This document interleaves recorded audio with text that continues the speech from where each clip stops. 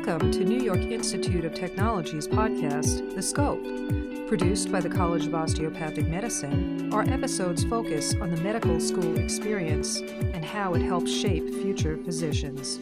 Learn about exciting new health and wellness initiatives, cutting-edge medical research and technology, and how to effectively navigate medical school. We are excited to have you join us. Good afternoon and welcome to a very special Dean Circle edition of the Scope podcast. I'm your host, Dr. Nicole Wadsworth, Dean of the New York Institute of Technology, College of Osteopathic Medicine. It's my sincere honor and privilege to be on location at the United States White House in Washington, D.C., with a very special friend of NYT College of Osteopathic Medicine.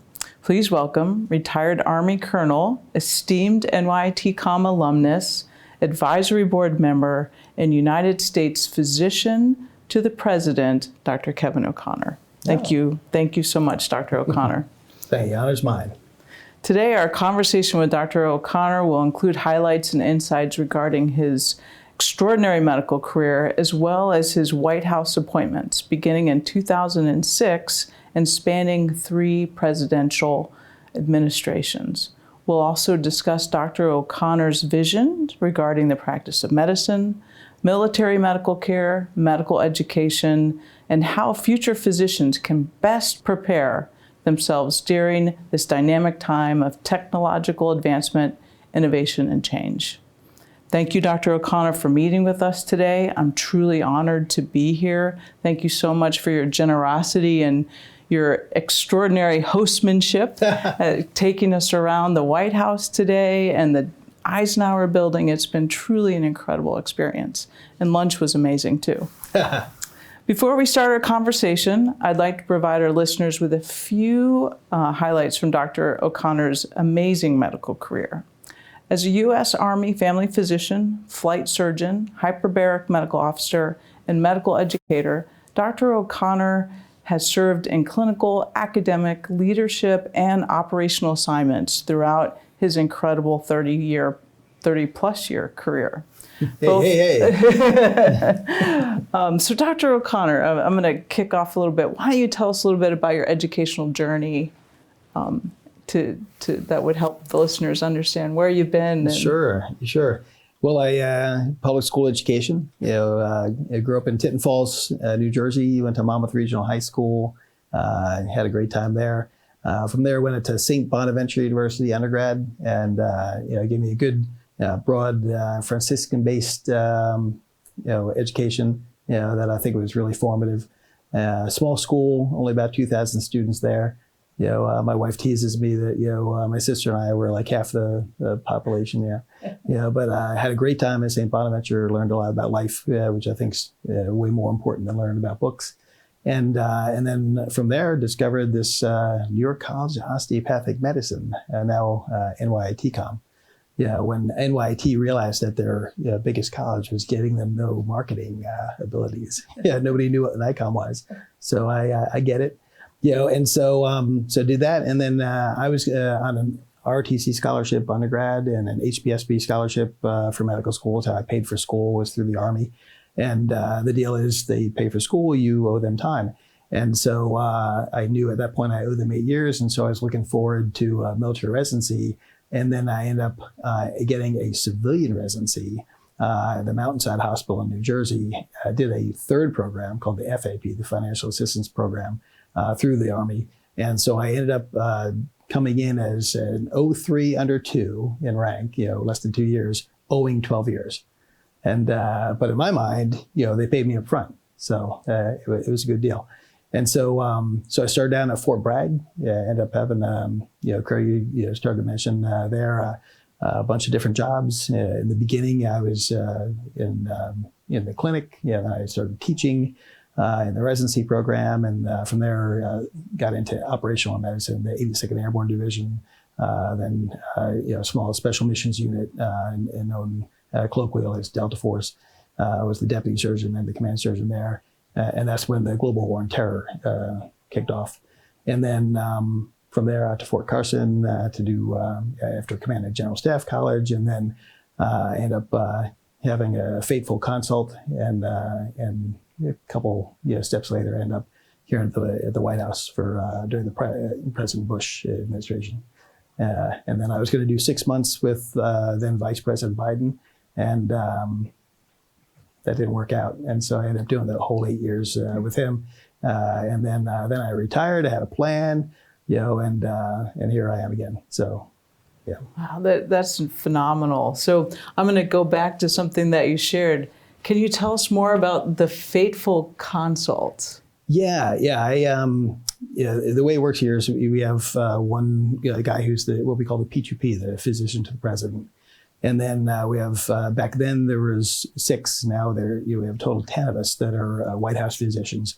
And, they cover everything. We have a physician of the president, a physician to the vice president, and then everyone else is kind of plug and play. They'll cover, vice president one day, president next day, nights, weekends, trips, all that stuff that has to be covered that, one person never could do and wouldn't want to.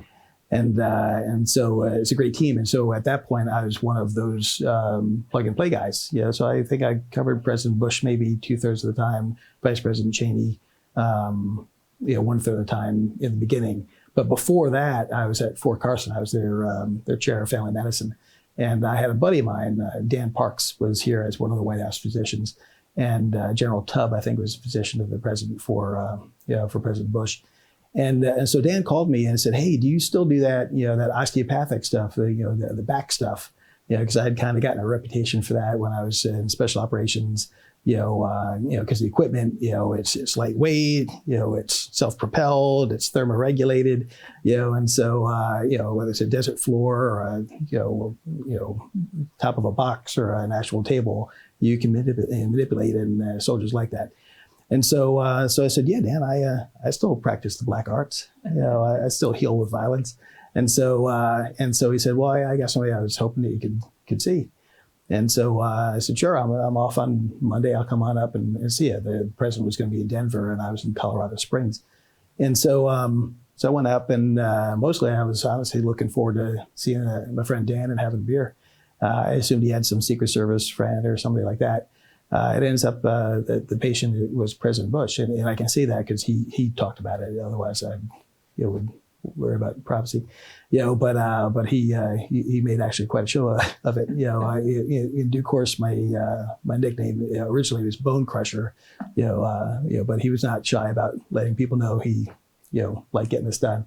And so I went up there, and as the patient Dan had in mind was President Bush, and so I met him. And good to meet you, Mr. President, and get on the table, and I went right to work. And I was pretty direct, and he was pretty direct. And then the next time they were in Denver, they asked, "Hey, can that little guy from Fort Carson come see me again?" And of course. And then the third time they said, "Hey, maybe you want to maybe start rolling with us full time." And so I interviewed with a couple really talented people, good friends of mine from the Uniform Family Physicians group, and they ended up offering me the rose, and so I started out here at the White House. Well, that's an amazing story. That's so incredible. So I'm going to sort of go back a little bit after that, and I'm really curious about when did your interest in medicine really start? The womb. I really, I don't have that many tricks. There's not a whole lot that I'm that good at. Medicine just happens to be something I have a knack for, and I really never considered anything else. If I had not gotten into school, which is a very real possibility, I think I would have been an Army Ranger. My backup plan was infantry. Great. So what experiences during medical school at NYIT-Com really influenced your career? Family medicine as a choice, I think the credit / blame for any of that could be definitely set up with my rotations. And the problem is that we had so many good clinicians in those clinical years. You had your foundational classes that you took, but I didn't learn that much medicine. I learned the facts I need to learn medicine from the first 2 years.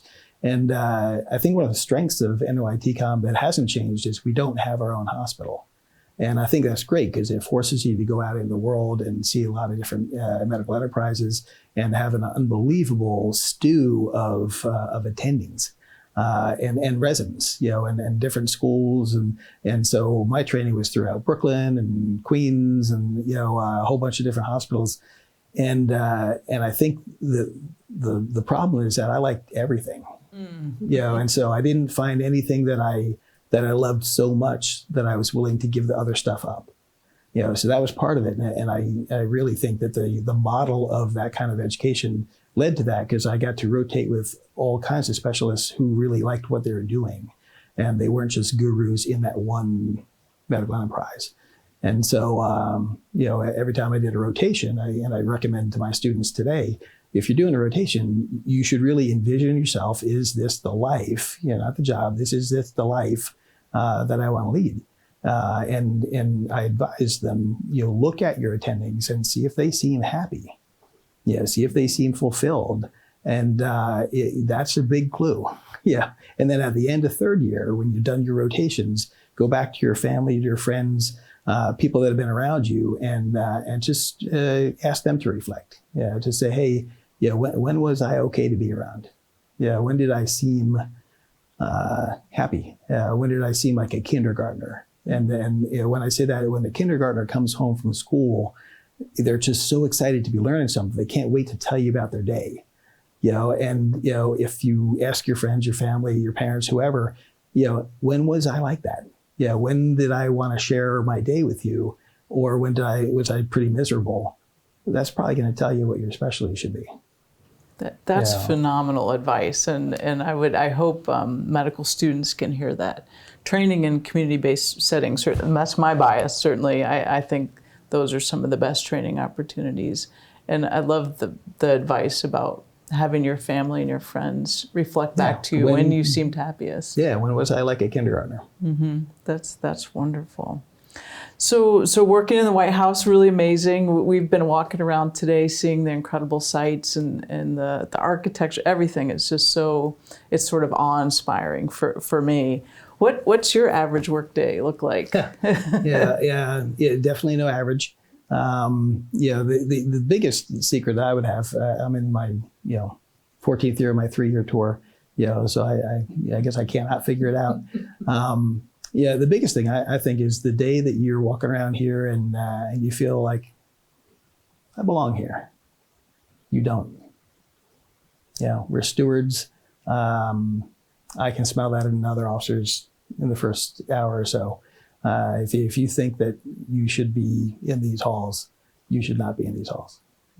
And so, and the other thing I tell people when they're coming to work here, given the mission we have, which in concert with the Secret Service to provide safety and and security for the president, the vice president, and their families, is I don't want you to feel comfortable ever. I want you to be a little bit nauseated every time you drive in, and ask folks around me, they'll tell you I'm not just saying that. Certainly when you're going through the ritual of getting dressed, putting your earpiece in, that should be like in the military when you're putting body armor. You're like, we're getting ready to leave this 18 acres of safety. That's the equivalent of we're getting it on. You never use the word just around me. We're never just walking through the kitchen. Bobby Kennedy's just walking through the kitchen. It's never just a motorcade. Everything's important. There's no just. And so in that sense, you got to be wrapped a little crazy tight. And so that's average. Average is never feeling comfortable. I tease new docs that come in, new PAs and nurses. I always welcome here and make sure they're comfortable, make sure they know where Home Depot is on that. And then and I ask them, you ever have one of those days that you're driving to work and you're like, man, the sun's out, it's a beautiful weather, and man, this is going to be a great day. I ask them, please turn around and go home because I don't want you near me. We are not in the great day business. We're in the worst day of your life business. And the one thing I can promise you is if you ever actually do what we're paying you to be prepared to do, is it will be on camera.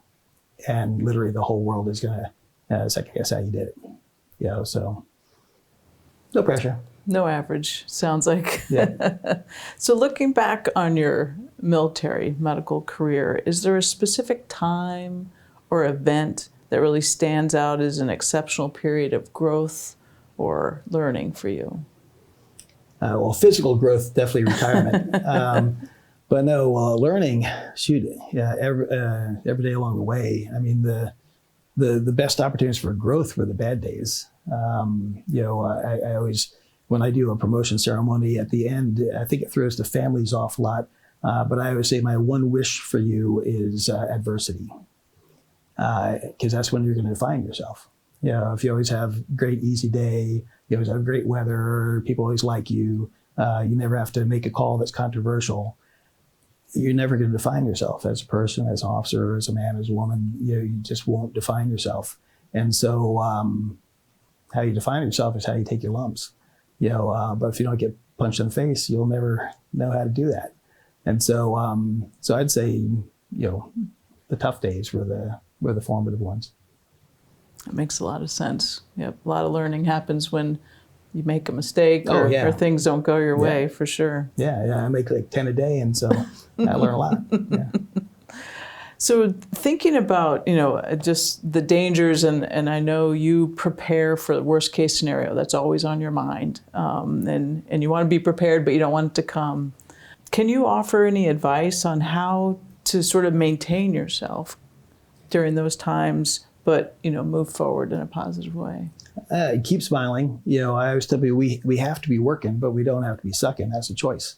And so tell jokes, laugh, keep a positive outlook, love your patients, don't be afraid to love your patients. Medicine is so easy to get, especially like real doctors that are in clinic and getting beat down. Their life is a door full of charts.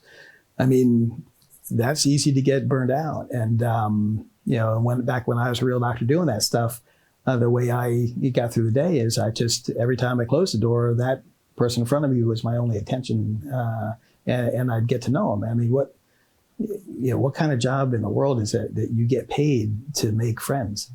I mean, if you can't make a friend and you're a doctor, you can't make a friend. I mean, people are going to inherently share things with you they don't share with anybody.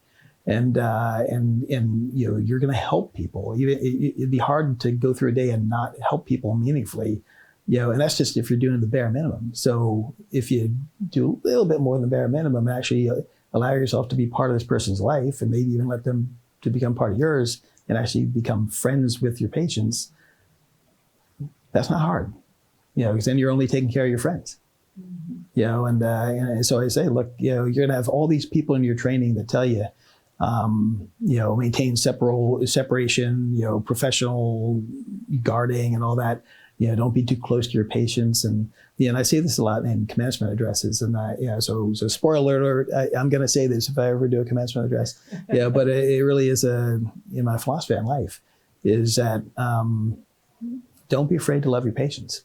You're going to have all these people saying, "Oh, keep your distance." You don't want to be affected.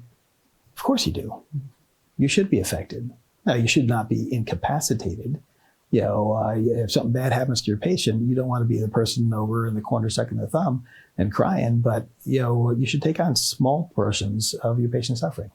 And in doing so, you're going to take on small portions of their joy too. And it's just a matter of mathematics. If you look at it that way, that pain shared is pain divided. Joy shared is joy multiplied. They're both logarithmic. Mm-hmm. And so if you be the source of that joy, you figure you get a headache, I get a headache. We don't go to the doctor for it. So if that little lady comes in for a headache, maybe they're there for something else. Maybe that's the only social, thing they get to do. And that shouldn't be seen as a waste of your time. That should be seen as an opportunity. And, so don't be afraid to hug your patient.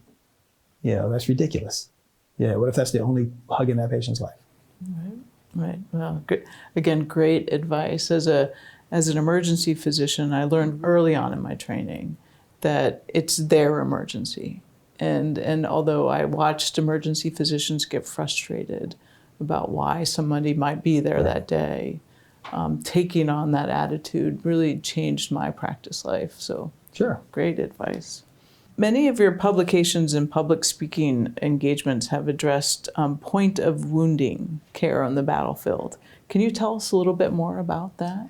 Sure. Yeah, that's the point of wounding is care under fire.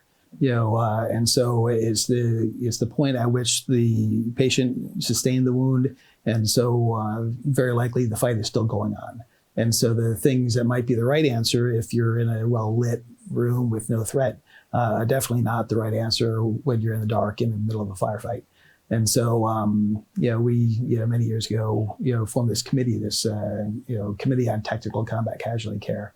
And the reason we did that is because ATLS, that the American College of Surgeons had put out, was very appropriate for civilian-based EMS, certainly urban-based, where you're within minutes of an OR. But many of the practices were not appropriate for care under fire. Start with anything that makes a light. You just got you all killed, because we fight at night, and so you open a laryngoscope, and that just cost the whole team, and so so you're not going to do that. And tourniquets, for instance, now civilians have gotten on board. They are all on board with the tourniquets save lives, but when we started out, there were thousands of soldiers in Vietnam that they died, and at autopsy, their only wound was an isolated extremity wound. And a simple tourniquet would have preserved them easily. And so that was the first, kind of windmill to tilt. And then we went on to pain control in the battlefield, pointing out that, if you're a fan of intramuscular morphine, you would have loved Bull Run and Gettysburg, because that's what they used in those battles. And so just looking for opportunities to kind of advance things for the soldiers that are in the middle of the fight. Well, moving forward from Gettysburg a little bit, in the last 2 decades has been a time of rapid change in technology and medical care. In your opinion, how has this impacted medical profession at large? And what are some of the positive and or pressing challenges you anticipate? Yeah, that's a tough one. I'm definitely, I don't have expertise in technology and medicine, but I got a taste of it, as did everyone during the pandemic. And there's certainly a place for telemedicine. It's convenient. It's bite-sized, just like fast food, and fast food is not always good. If you look at the long-term impact, but I see that there's definitely need, certainly for rural America, or even kind of suburbia where transportation is an issue, cost is an issue, mobility is an issue. There's certainly ways we can harness that and turn it into good medicine. My fear, just part being an old guy and part being somebody who's looking at systems, is if we don't insist on a very high standard to begin with, we're going to get really sloppy really fast, because anyone can do it. And it's going to be, it seems like every drug these days has a 1-800 number you can call with no questions asked, and in a nondescript package, get this drug. That's not really a doctor-patient relationship. I'm biased. I'm a family medicine guy. I think relationships matter, and you can do it with telehealth, but not as well. What kind of advice could you offer to students or physicians interested in being a military physician? Do it. Do it. It's the it is a wonderful way to pay for school. Number one. Number two, I've known many military physicians that started in, transitioned out of the military, and came back. And the reason they came back was the patient base. Let's admit it, it's hard sometimes when you're taking care of patients that don't seem to appreciate what you're doing. They might have ulterior motives, that kind of thing. You tend not to have that very much in the military. These people want to get better. They want to get back to their unit. They, their families are they're doing what military families do and supporting. And they sometimes have the hardest job because they have the least control. And so so if you want to feel like you're part of something bigger than yourself and bigger than just a job and have a shared mission, there's no place like the military. at all. Yeah, and even financially, the pay gap that used to exist, it still exists a little bit, but not a lot. And into the primary cares, as you get more senior rank, it's pretty competitive. Now what you will trade for that, you're going to get all that feel good stuff, but very admittedly, you won't control your destiny. And I'm not talking about just deploying, going to war and all that, because when that happens, the only thing worse than deploying is not deploying and then wondering how you would have done. But my biggest anxiety when I was in the military is just, can I promise my kids that they're going to be in the same school next year? And I was spoiled. I didn't move that much at all. Where some people, they used to move every 3 years. And that makes it tough. You're uprooting your family all the time. And, spouses, whether it's him or her or both, they've got their own careers. They want to get professional development.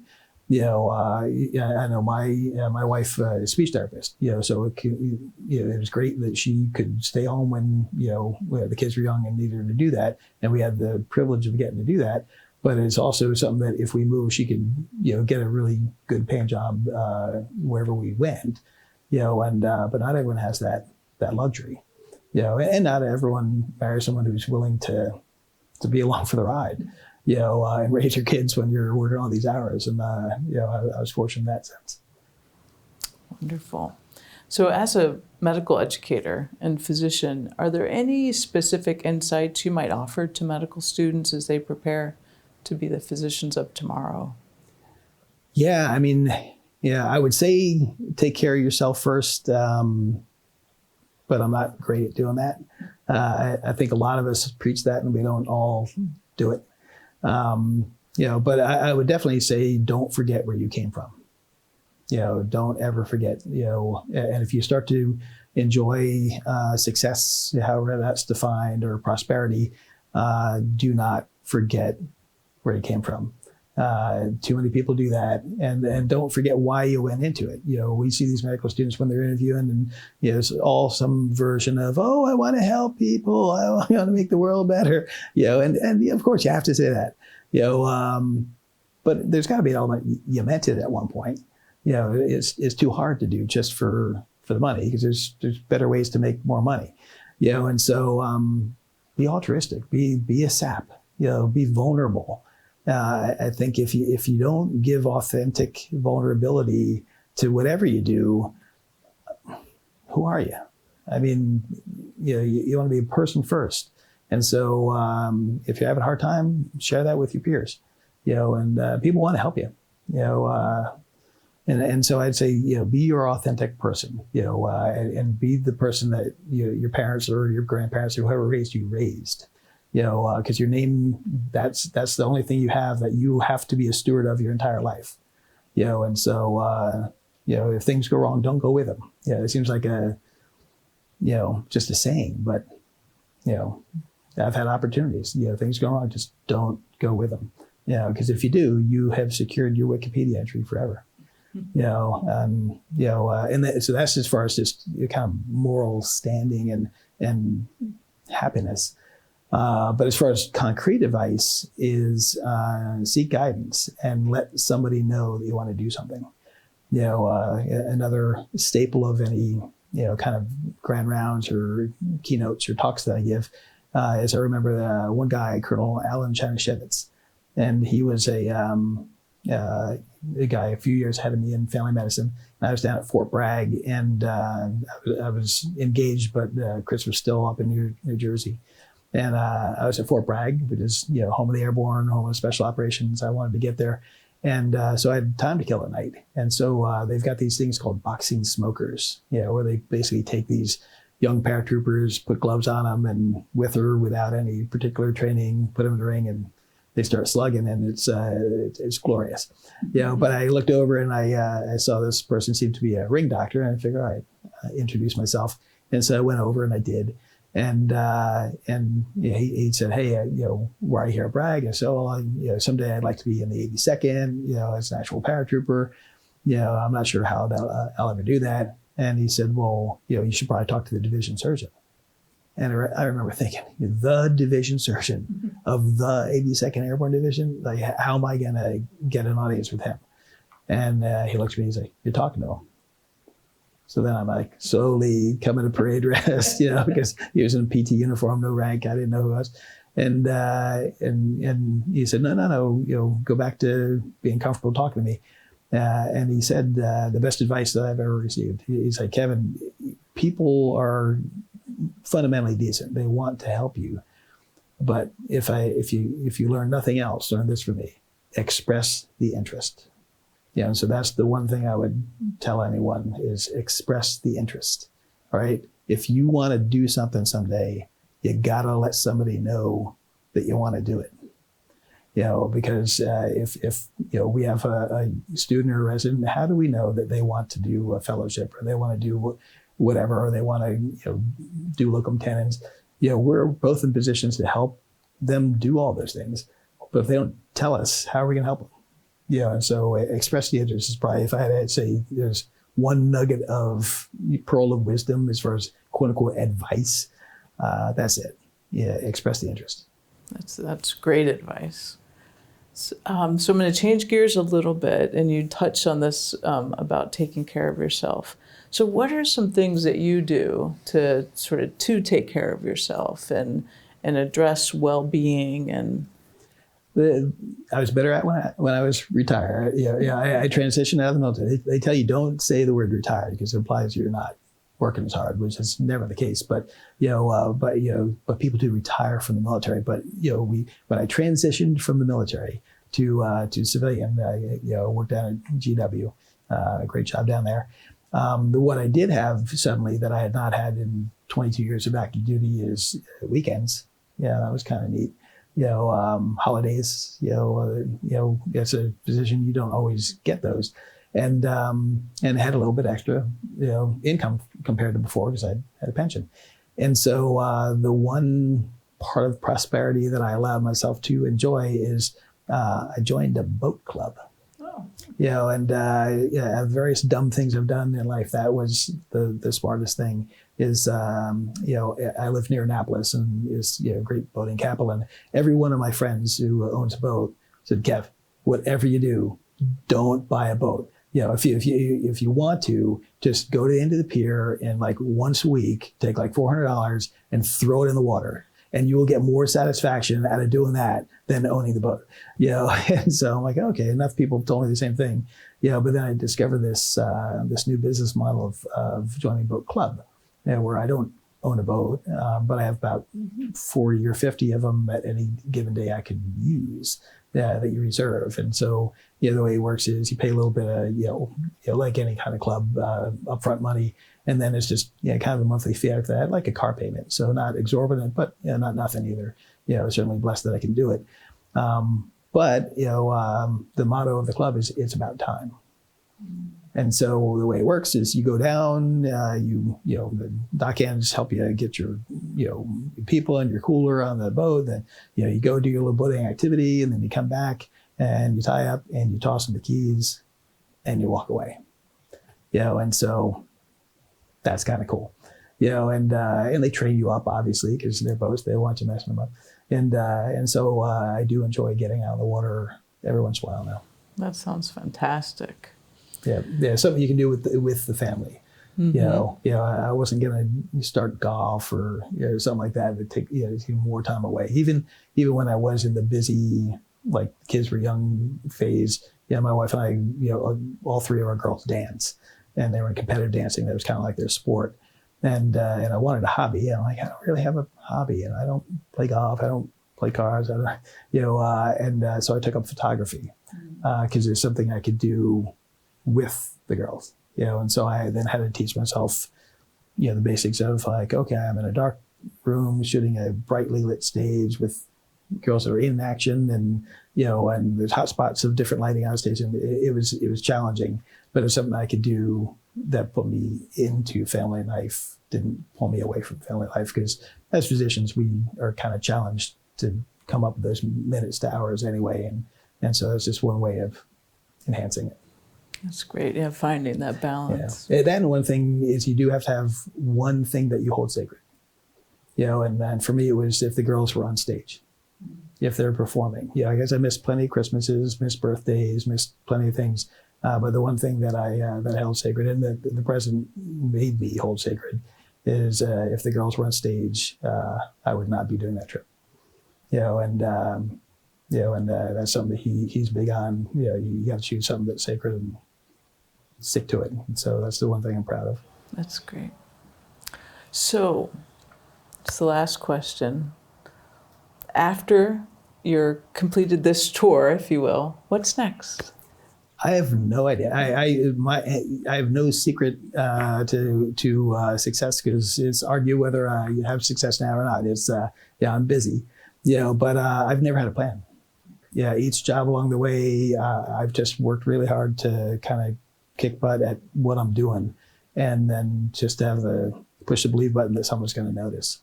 That's another thing I tell young officers, because they see my military career. They're like, hey, what move should I make? Like, if you're making moves, you're not being authentic, and so the secret is whatever job you have, bloom where you're planted, and so just focus on serving whoever your boss is, do a really good job, and even if you're not doing a really good job, make an earnest effort, because you're not going to be good at everything, but try. All these people come in trying to be slick, or I think it's become a cultural thing that you want to lean back, you kind of act like you don't really care, even if you do. Where'd that come from? I want to know that you're trying hard, and I'll take earnest over slick any day. And so just earnestly work at what you're doing, and somebody will notice, and even if something bad happens to you, the part I didn't understand as a younger officer that I did when I became a senior officer is, say you're a young captain or whatever the equivalent in the civilian world would be, and you got some colonel that's being mean to you, just being a jerk. The part that I didn't appreciate when I was a young person is the other colonels, the other senior attendings, they know that person's a jerk. And so if something bad happens to you, they're going to take care of you. They just want to see how you're going to deal with it. Do you take your lumps or not? Or do you, whine and, cry and that kind of stuff. And so, I'd say that to answer your question, I have no idea what I'm going to do next, because I've never had a plan. I just, hopefully somebody will notice that I try real hard, and I achieve moderate success. We certainly have. With a great team. We certainly have. So, Dr. O'Connor, thank you so much for hosting us. It's been an honor and a privilege to meet with you today and have you tour us around. Listeners will benefit from the valuable insights and sound advice that you've shared. And always, we wish you well, and we're grateful for the strong relationship you share with NYTCOM. And most importantly, thank you for your service. No, thank you very much. God bless America, and God protect our troops. Thank you.